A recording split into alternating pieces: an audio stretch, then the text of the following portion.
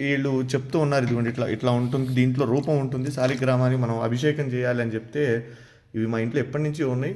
ఇవి నేను అలానే ఆరాధన చేస్తూ ఉన్నాను. ఇదిగోండి ఇది సాలగ్రామం, పూర్తిగా రాయి అనమాట సాలగ్రామం.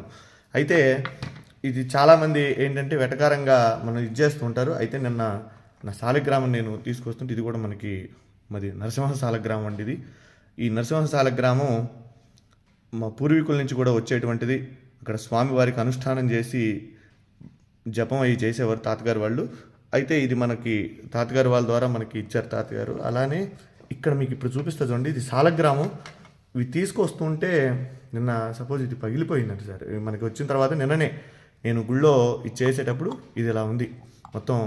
అంటే సాలిగ్రామం ఇదయ్యి వచ్చేటప్పుడు బ్యాగుల్లో మరి ఏమైందో మిస్టేక్గా ఇది ఇంతవరకు ఊడిపోయిందండి. అయితే మీకు ఇప్పుడు చూపిస్తా చూడండి, ఎంత విశిష్టతో చూడండి. ఇక్కడ సాక్షాత్ నారాయణ స్వరూపం. శ్రీ మహావిష్ణవే నమః.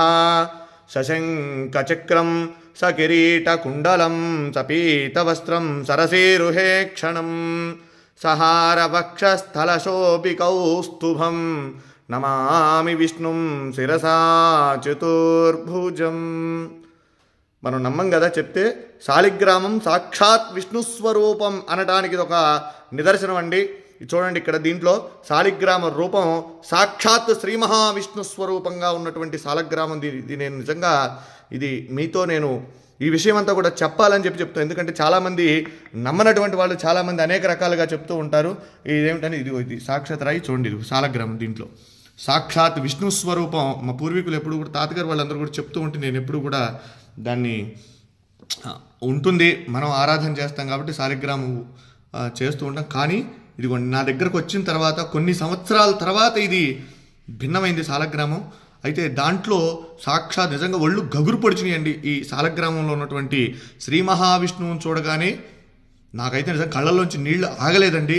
ఇది మీ అందరికీ కూడా నేను ఎందుకు ఈ వీడియో పెడుతూ ఉన్నానంటే మనందరం కూడా దర్శనం చేసుకోవాలి. ఇటువంటి చాలా అరుదుగా కనబడతాయి. మన పిల్లలకి మనం చెప్పాలంటే ఏం చెప్తాం, ఏదో జరిగిందిలే ఉందిలే అనుకోవటం కాదు. శాలగ్రామం ఏంటంటే శాలిగ్రామం చూడండి, ఇది నేపాల్లో గండకీ నదిలో ఇవి శాలగ్రామాలు మనకు నిక్షిప్తం అవుతూ ఉంటాయండి, అక్కడ దొరుకుతూ ఉంటాయి.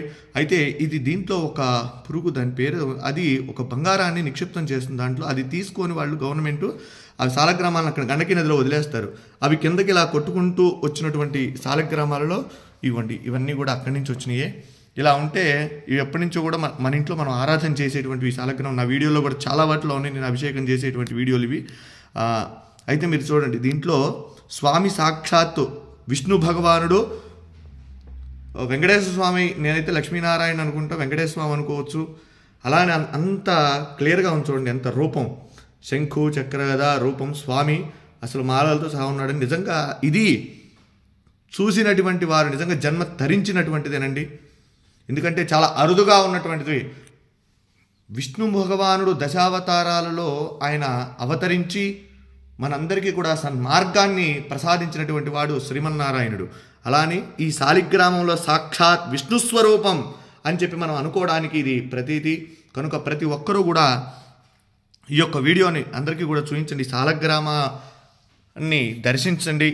శాలిగ్రామ శిలావారి పాపహారి విశేషత ఆజన్మకృత పాపానాం ప్రాయశ్చిత్తం దినే దినే.